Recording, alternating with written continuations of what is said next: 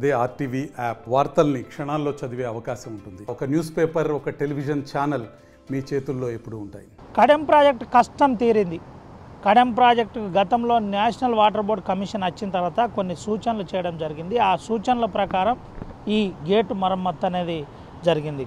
Gate మరమ్మతుకు సంబంధించి కొత్త bolt నట్ బోల్ట్లు కావచ్చు, అదేవిధంగా గేటుకు సంబంధించిన రబ్బర్ కావచ్చు, గ్రీసింగ్ కావచ్చు, తర్వాత గార్డ్ కావచ్చు. ఈ గార్డు ఎస్పెషల్గా మనం దీని గురించి చెప్పే ప్రయత్నం చేద్దాం. దీనికి దాదాపుగా 3 ఫీట్లు లేపడం జరిగింది. గతంలో వాటర్ గేటు పైనుంచి ఎత్తిపోసిన పరిస్థితి కనబడింది. అయితే ఈ గేటు కడెం నారాయణ రెడ్డి ప్రాజెక్టుకు సంబంధించిన గేట్ ఏదైతే ఉందో ఈ గేటు ప్రధానంగా జర్మనీ టెక్నాలజీతో అప్పుడే వాడింది. గతంలో ప్రాజెక్టు ప్రమాదం జరిగిన తర్వాత నిపుణుల కమిటీ ఇక్కడికి వచ్చి దీనికి ఏది వాడితే బాగుంటుంది, ఎక్కడి నుంచి గేట్లకు సంబంధించిన యాంత్రిక సిస్టమ్ను అప్డేట్ చేయాలంటే ఎలా చేస్తే బాగుంటుంది అన్న దానిపై ప్రధానంగా అప్పుడు నిపుణుల కమిటీ సూచన మేరకు జర్మనీ టెక్నాలజీతో వాడిన గేట్లు మనకు చెప్పచ్చు. దీని గురించి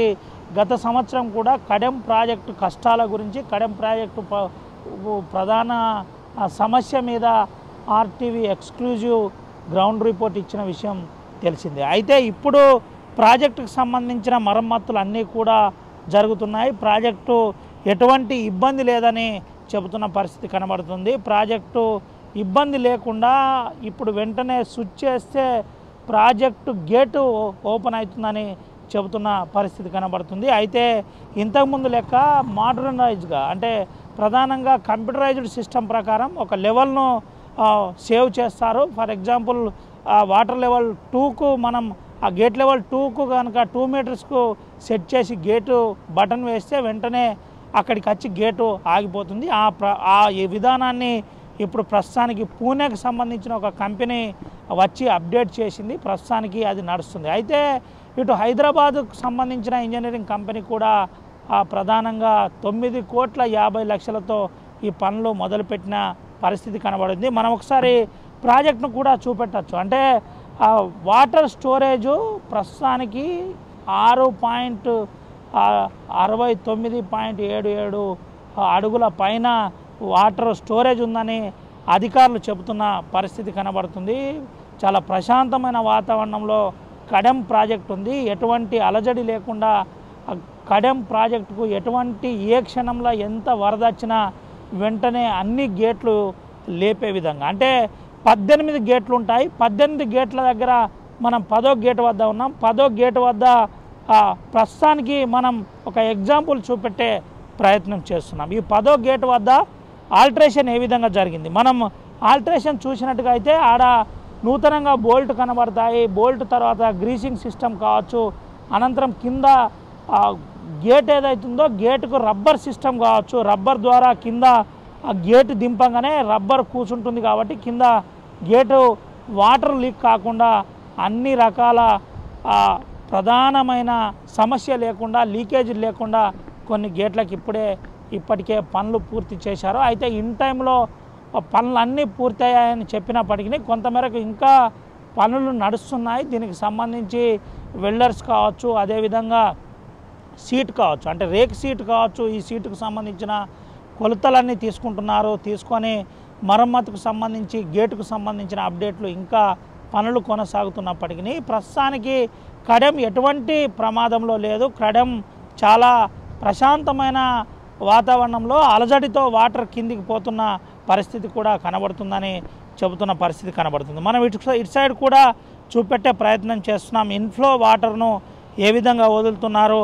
అయితే నిన్న వాటర్ ఫ్లో ఎక్కువ ఉండడం వల్ల 19,769 క్యూసెక్ల నీరుని నిన్న పైనుండి వచ్చిన పరిస్థితి కనబడింది. అయితే కిందికి 18,870 క్యూసెక్ల నీరుని కిందికి 4 గేట్లు ఎత్తి వదిలిన పరిస్థితి కనబడింది. అయితే కడెం ప్రాజెక్టుకు సంబంధించి ఎటువంటి సమస్య లేదు. ప్రస్తుతానికి సేఫ్ జోన్లో కడెం ప్రాజెక్టు ఉందని చెబుతున్న పరిస్థితి. అయితే ఈఎన్సీ కావచ్చు, డి కావచ్చు, ఇరిగేషన్ అధికారులు కావచ్చు, కడెం ప్రాజెక్టు ఏ క్షణమైనా కడెం ప్రాజెక్టు గేట్లు తెరుచుకునే విధంగా అన్ని ఏర్పాట్లు గత ప్రభుత్వం నిధులు అదేవిధంగా ఈ ప్రభుత్వం తీసుకుంటున్న చొరవతో వెంటనే నిధులు ఏర్పాటు చేసేసి ప్రాజెక్టుకు సంబంధించిన పనులన్నీ పూర్తి చేశామని చెబుతున్న పరిస్థితి. గత సంవత్సరం 5 కోట్లతో ప్రాజెక్టుకు సంబంధించిన కొంత నిధులు శాంక్షన్ చేశారు. అయితే అది సరిపోదని వెంటనే ఇప్పుడున్న ప్రభుత్వం 9,50,00,000తో గేటుకు సంబంధించిన ప్రధాన సమస్యలకు సంబంధించి కడెం సమస్యలకు సంబంధించిన అన్ని సమస్యలు పరిష్కారం అయ్యే విధంగా నిధులు మంజూరు చేశారు. ఆ నిధుల వల్లనే ప్రాజెక్టు మరమ్మతు జరిగిందని స్థానిక ఎమ్మెల్యే వెడుమ బొజ్జు కూడా చెబుతున్న పరిస్థితి అయితే కనబడుతుంది. ప్రస్తుతానికి ప్రాజెక్టుకు భారీగా వరద నీరు చేరుతున్న దృశ్యాన్ని మనం చూపెడుతున్నాం. ప్రాజెక్ట్ అంతా కూడా ఒక రకంగా 75% పైబడి వాటర్ స్టోరేజ్ చేసిన పరిస్థితి. ఇటు ఖరీఫ్కి కావచ్చు, రబీకి కావచ్చు, నీళ్ళు అందించే విధంగా అన్ని ఏర్పాట్లు చేస్తున్నాం. లోతట్టు ప్రాంతాల్లో ఉన్న ప్రజలందరూ ప్రశాంతంగా ఉండాలి. కడెం ప్రాజెక్టు వల్ల ఎటువంటి ఇబ్బంది లేదు, అందరూ కూడా ప్రశాంతమైన వాతావరణంలో ఉండొచ్చని చెబుతున్న పరిస్థితి. దీంతోపాటు రైతులకు ప్రభుత్వం తీపి కబురు చెప్పే ప్రయత్నం చేసింది. ప్రధానంగా లెఫ్ట్ కెనాల్ ద్వారా వాటర్ను వదిలి రైతులకు నీళ్ళు ఇచ్చే విధంగా, సకాలంలో నీళ్ళు అందే విధంగా, ఇక్కడి నుంచి మంచిర్యాల వరకు నీళ్ళు అందే విధంగా అన్ని ఏర్పాట్లు చేస్తున్నాం. అటు ఎమ్మెల్యే ప్రేమ్ సాగర్ రావు, ఇటు వెడుమ బొజ్జు ఆధ్వర్యంలో రైతులకు ఏ ఇబ్బంది లేకుండా చూస్తామని చెప్పిన పరిస్థితి అయితే కనబడింది. ఏది ఏమైనప్పటికీ సమస్యలతో కొట్టుమిట్టాడుతున్న కడెం ప్రాజెక్టు ఇప్పుడు ప్రశాంతమైన వాతావరణంలో ఉంది. మరమ్మత్తు 99% పూర్తయినట్టే అని ఇటు అధికారులు చెబుతున్న పరిస్థితి కనబడుతుంది. ప్రాజెక్టుకు సంబంధించిన నీటి మొత్తం 700 అడుగులు ఉండగా ఇప్పటికే 690 అడుగుల పైన నీటిని మెయింటైన్ చేస్తున్నామని చెబుతున్న పరిస్థితి. ప్రస్తుతానికి ఒక గేట్ ఓపెన్ చేసి దిగువకు వాటర్ వదులుతున్న పరిస్థితి కనబడుతుంది. కడెం ప్రాజెక్టుగా భారీగా నీరు రావడానికి ప్రధాన కారణం ఏంటి? ఒకసారి మనం విజువల్స్లో చూపెట్టే ప్రయత్నం చేస్తున్నాం. నేరుగా పొచ్చర, కుంటల పై వాటర్ అంతా కూడా వరద ఫ్లోటింగ్ ఇటు కడెం ప్రాజెక్టుకి చేరుకుంటుంది. కడెం ప్రాజెక్టు నుంచి నేరుగా అటు గోదావరిలో ఈ గేట్ల ద్వారా ఎత్తడం, ఈడ వాటర్ స్టోరేజ్ చేయడం, అనంతరం పూర్తిగా వాటర్ను కిందికి వదిలే ప్రయత్నం, అటు సాగునీరు కోసం కూడా వాటర్ను వినియోగిస్తారు. అయితే ప్రాజెక్టు ఎప్పుడు నిర్మాణం జరిగింది, ప్రాజెక్టు శంకుస్థాపన ఎప్పుడు జరిగింది అనేది ఒకసారి మనం పరిశీలించినట్టుగైతే ప్రధానంగా 1944లో నిజాం గవర్నమెంటు ఈ ప్రాజెక్టుకు ప్రతిపాదన చేసిన పరిస్థితి. 1949లో పనులు ప్రారంభమయ్యాయి. 1958లో పనులు పూర్తయింది. ప్రాజెక్టు లైవ్లో వచ్చింది. అయితే ప్రాజెక్టు 5.5 టీఎంసీల నీరుతో నేరుగా ప్రాజెక్టు నిర్మాణం జరిగింది. 5.5 టీఎంసీల నీరుతో 9 గేట్లను ఏర్పాటు చేసి ఈ ప్రాజెక్టు కన్స్ట్రక్షన్ చేశారు. చాలా సక్సెస్ఫుల్ ప్రాజెక్టుగా కూడా చెబుతుంటారు. అయితే 1958 సంవత్సరంలో ఆగస్టులో వచ్చిన భారీ వరద కారణంగా 5 లక్షల పైచిలకు క్యూసెక్ల వాటర్ వచ్చిన పరిస్థితి. దీనికి ఫ్లో ఎక్కువగా వస్తుంది. ఇది గోదావరి ఉపనదిగా కూడా కొంత పిలిచే ప్రయత్నం చేస్తారు. 1958 ఆగస్టులో ప్రాజెక్టు వరద బారిన పడి ప్రాజెక్టు కొట్టుకుపోయిన పరిస్థితి. కొట్టుకుపోయిన అనంతరం ఆ ప్రాజెక్టు మరమ్మతు కోసం మళ్ళీ ప్రాజెక్టుకు సంబంధించిన నిపుణులు వచ్చి 7 టీఎంసీలకు పెంచి 18 గేట్లను ఏర్పాటు చేసిన పరిస్థితి కనబడింది. 18 గేట్లు ఏర్పాటు చేసి 1995లో కూడా ప్రాజెక్టు వరద బారిన పడింది. 60,000 క్యూసెక్ల వాటర్ వచ్చిన పరిస్థితి. ఇటీవల 2022లో కూడా భారీగా వరద నీరు చేరింది. ప్రాజెక్టు ప్రమాద స్థాయికి వెళ్ళింది. ప్రాజెక్టు ప్రమాద స్థాయికి వెళ్ళి ఒక రకంగా ప్రాజెక్టు ఏం జరుగుతుందో అని భయభ్రాంతులకు గురయ్యారు. ప్రాజెక్టు అంతా సైరన్ మోతతో దద్దరిల్లిపోయింది. ప్రాజెక్ట్ అంతా కూడా ఉగ్ర రూపం దాల్చింది. గేటు పైనుండి కూడా వాటర్ ఫ్లో పోయేది. ఆర్టీవీ ఎక్స్క్లూజివ్ గ్రౌండ్ రిపోర్ట్లో అప్పుడు సాహసోపేతంగా చూపెట్టిన పరిస్థితి. అయితే ఇప్పుడు ప్రాజెక్టు చాలా ప్రశాంతంగా ఉంది. ప్రాజెక్టు సక్సెస్ఫుల్గా ఉంది. ప్రాజెక్టు సంబంధించిన గేట్ల నిర్మాణం పూర్తయింది. ప్రాజెక్టులకు సంబంధించిన గేట్ల నిర్మాణం ఏదైతే చెడిపోయిన గేట్లు ఉండేనో ఆ గేట్లకు సంబంధించిన మరమ్మత్తు పూర్తయిందని అధికారులు చెబుతున్నారు. అధికారులు ఏం చెబుతున్నారు, అధికారులు ప్రస్తుతం ప్రాజెక్టు పరిస్థితి ఏ విధంగా ఉందని చెబుతున్నారో ఒకసారి తెలుసుకుందాం. కడెం ప్రాజెక్టు ప్రస్తుత పరిస్థితి ఏ విధంగా ఉంది, అధికారులు ఏమంటున్నారు, ఒకసారి మనతో పాటు ఎస్సీ రవీందర్ సార్ ఉన్నాడు, ఒకసారి సార్తో మాట్లాడిందాం.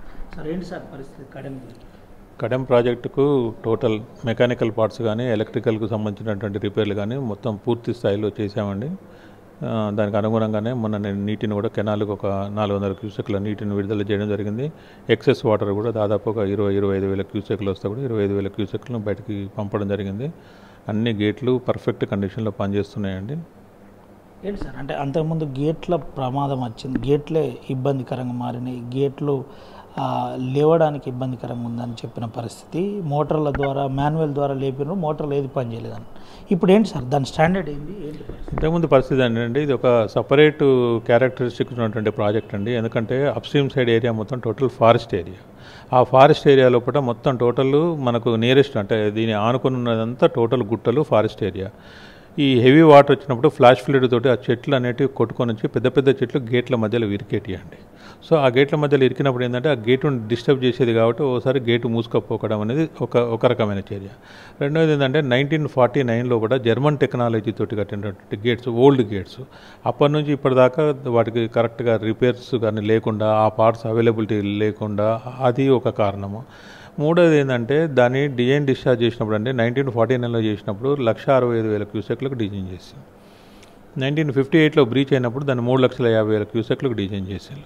మనకు 2022లో కానీ 23లో కానీ అంతకుముందు 21లో కానీ 2005లో కానీ మనకు దాదాపుగా మ్యాక్సిమం ఫ్లడ్ డిశ్చార్జ్ అనేది 3,50,000 బదులు 6,00,000 క్యూసెక్లు వచ్చింది. సో 6,00,000 క్యూసెక్లకు వచ్చినప్పుడు ఏ బ్యారేజ్ అయినా కూడా మనకు 3,50,000 మ్యాక్సిమం ఫ్లడ్ డిశ్చార్జ్ అయినప్పుడు 6,00,000 వెళ్ళిపోవడం అంటే తట్టుకొని ఉన్నది అంటే ఆ స్ట్రక్చర్ సేఫ్టీ ఉన్నట్టు కదండి. సో అంతటి ఫ్లడ్ డిశ్చార్జ్ వచ్చినప్పుడు ఏంటంటే ఈ గేట్లకు కానీ తర్వాత మోటార్లకు కానీ నీళ్లు పోయి రిపేర్ అయినాయి. మళ్ళీ ఇంకోటి ఏంటంటే మార్కెట్లో కూడా అవైలబిలిటీ ఉండదండి. దీన్ని ఏ పార్ట్ పోయినా కూడా దాన్ని తీసుకొని మనం కస్టమైజ్ చేసి మనం దాన్ని రిపేర్ చేసి దానిలో సెట్ చేయాలి, అవైలబిలిటీ ఉండదు అట్లా. అదొకటి. రెండవది ఏంటంటే పవర్ కూడా ఇంతకుముందు 2 ఫేస్ పవర్ సప్లై ఉండేదండి. అప్పుడప్పుడు పవర్ డిస్టర్బ్ అయ్యేదండి. పాత జనరేటర్స్ కూడా 100 kVA జనరేటర్ని 60 kVA జనరేటర్ ఉండేది. ఇప్పుడు ఏం చేసినామంటే ఆ పవర్ సప్లై ప్రాబ్లమ్స్ ఓవర్కమ్ చేయడానికి మేము కొత్తగా డెడికేటెడ్ పవర్ సప్లై తీసుకున్నాం. అంటే అది 24 గంటలు మనం పవర్ సప్లై చేసుకోవచ్చు. సో డెడికేటెడ్ పవర్ సప్లై తోటి 3 ఫేస్ అనేది మనకు కరెక్ట్గా అష్యూర్ అవుతుంది. దానితోటి కంప్లీట్గా ఎలాంటి ఇబ్బంది లేకుండా చేయొచ్చు. రెండవ ఇష్యూ ఏంటంటే కొత్తగా కూడా జనరేటర్ని ఒకటి ప్రొక్యూర్ చేసామండి, 165 kVA జనరేటర్ తోటి. ఆ 165 kVA జనరేటర్ తోటి కూడా ఆపరేట్ అవుతుంది. మూడోది ఏంటంటే ఈ పాతగా ఎప్పుడైతే ఓల్డ్గా ఉన్నటువంటి జనరేటర్స్ ఉన్నాయో ఆ జనరేటర్ని కూడా రీకండిషనింగ్ చేసిన, రీకండిషన్ చేసి దాంతో కూడా చేయడానికి. ఇక విధిలేని పరిస్థితుల్లో ఈ 4 లేనప్పుడు 4 ఆల్టర్నేటివ్ ఎవరైనా కూడా మాన్యువల్గా తిప్పాలంటే చిన్న చిన్న కెనాల్ స్లూయిస్ అయితే ఒక ప్రాబ్లం ఉంటుంది. కానీ పెద్ద పెద్ద స్లూయిసెస్ అంత వర్షాకాలంలో అంత హెవీ డిశ్చార్జ్లో తిప్పాలంటే కొంచెం ప్రాబ్లం. కాబట్టి ఇప్పుడు మీకు డెడికేటెడ్ పవర్ సప్లై తోటి కొత్త జనరేటర్ తోటి ఇవన్నీ ఉన్నాయి. అది కాకుండా ఎలక్ట్రికల్ ఎస్టిమేట్ కూడా లేటెస్ట్గా మేము అది కూడా టెండర్ పిలిచినాము. ఆ లాస్ట్ ఎలక్షన్ టైం అయ్యేప్పటికీ చివరి నిమిషంలో ఫ్లోట్ చేయడం జరిగింది. దానికి సంబంధించిన ఒక 50% పనులు కూడా మొత్తం పూర్తి అయిపోయింది. మెకానికల్ 100% పనులు పూర్తి అయిపోయినాయి. ఇప్పుడు ఆపరేటింగ్ సిస్టమ్కి ఏం లేదు.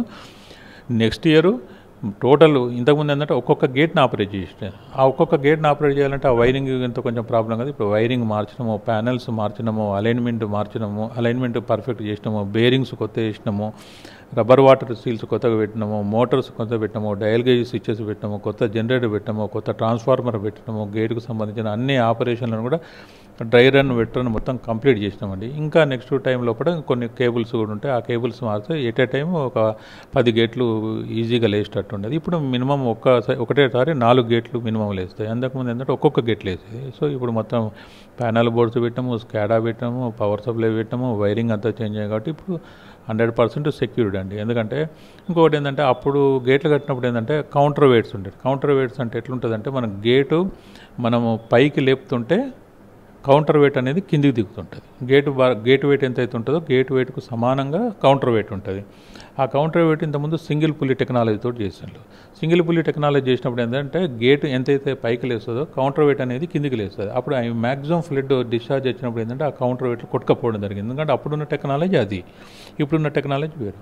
సో ఇప్పుడు ఏం చేసినామంటే 2 గేట్లను డబల్ పుల్లీ టెక్నాలజీ తోటి కౌంటర్ వెయిట్స్ పెట్టినాం. ఆ సెకండ్ గేట్ అనేది లాస్ట్ 2-3 ఇయర్స్ నుంచి చాలా ట్రబుల్ ఇచ్చింది. ఆ ట్రబుల్ ఇచ్చినటువంటి గేట్ను డబల్ పుల్లీ టెక్నాలజీ తోటి ఏంటంటే మనం పూర్తి ఆ కౌంటర్ వెయిట్ కిందికి రాకముందే మన ఫ్లడ్ వెళ్ళిపోతుంది. రెండవది ఏంటంటే గ్రిప్ బాగుంటుంది. సో సో ఏదేమైనా కూడా గేట్ వల్ల గేట్ను బ్యాలెన్స్ చేస్తుంది. గేట్ను బ్యాలెన్స్ చేస్తే పూర్తి కింద దాకా కూడా రాలేదు. మన ఫ్లడ్ లెవెల్ రాకముందే అది అక్కడే ఆగిపోతుంది, గేట్ పూర్తిగా లేస్తుంది. సో అన్నీ మనము ఐడెంటిఫై చేసింది. ఇప్పుడు ఈ గవర్నమెంట్ వచ్చిన తర్వాత మనకు 9 కోట్ల రూపాయల గ్రాంట్స్ ఇచ్చిందండి. ఆ గ్రాంట్స్లో కూడా మనం టెండర్స్ ఫ్లోట్ చేసినాము.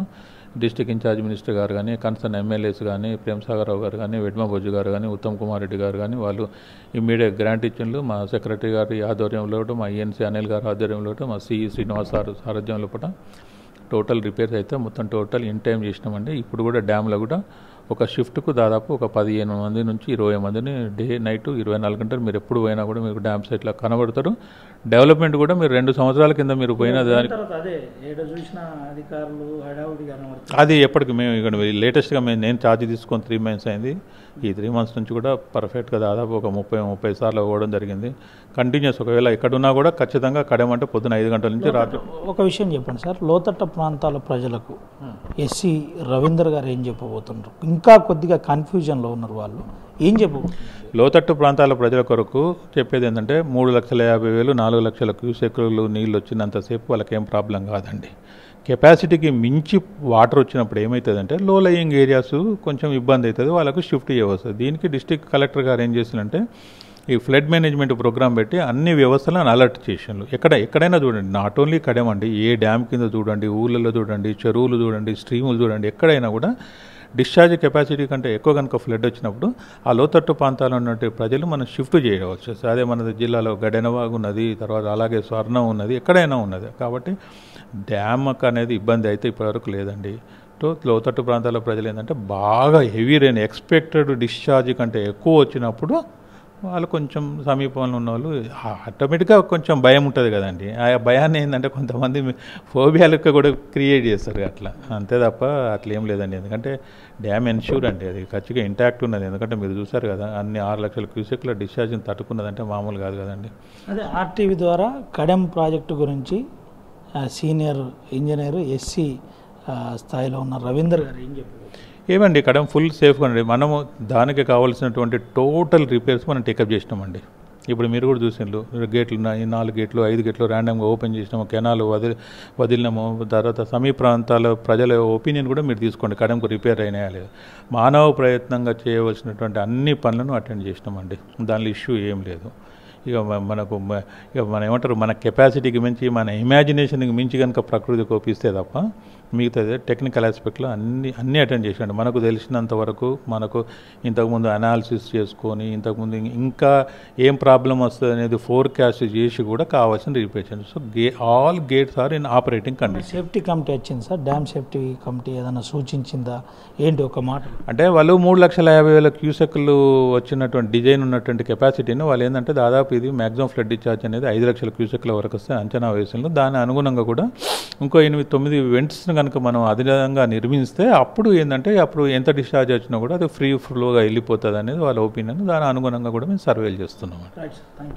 ఇది పరిస్థితి. ప్రస్తుతానికి కడెం ప్రాజెక్టు 100% సేఫ్గా ఉందని నిర్మల్ ఎస్సీ చెబుతున్న పరిస్థితి. కడెం ప్రాజెక్టు అంత ఫ్లోటింగ్లో కూడా తట్టుకుందంటే మీరు అర్థం చేసుకోవాలి. ప్రధానంగా గేటుకు సంబంధించిన ప్రతి మరమ్మతును నేను దగ్గరుండి పర్యవేక్షిస్తున్నాను, పూర్తి స్థాయిలో పని చేపించామని చెబుతున్న పరిస్థితి కనబడుతుంది. దీనికి సంబంధించి ఇప్పుడున్న ప్రభుత్వంతో పాటు అధికారులు కావచ్చు, ఇటు ఎమ్మెల్యేలు కావచ్చు పూర్తి స్థాయిలో సహకరిస్తున్నారు, నిధులు కూడా మంజూరు చేశారని చెబుతున్న పరిస్థితి కనబడుతుంది. అయితే కింది లోతట్టు ప్రాంతాల్లో ఉన్న ప్రజలకు ఒక మాట నేను చెబుతున్నాను, కోపాగృతంతో ప్రకృతి ఏదైనా విలయతాండం చేస్తే తప్ప ప్రస్తుతానికి కెపాసిటీని మించి వాటర్ వస్తే మనం కాపాడలేము. కానీ ప్రస్తుతానికి సేఫ్ జోన్లో ఉంది. పూర్తిగా కడెం సంబంధించిన వాటర్ ఇన్ఫ్లో కావచ్చు, అవుట్ఫ్లో కావచ్చు మెయింటైన్ చేస్తున్నాం. ప్రస్తుతం కడెం డ్యామ్ ఎటువంటి ఇబ్బందులు లేదని ఎస్సీ రవీందర్ మంత్రి చెబుతున్న పరిస్థితి కనబడుతుంది. సుమంతో రవినాయక్, ఆర్టీవీ, ఆదిలాబాద్ నుండి. మరిన్ని వీడియోస్ కోసం ఛానల్ ని సబ్స్క్రైబ్ చేయండి, లేటెస్ట్ అప్డేట్స్ కోసం వాట్సాప్ ఛానల్ ని ఫాలో చేయండి అండ్ లింక్ డిస్క్రిప్షన్ లో ఉంది.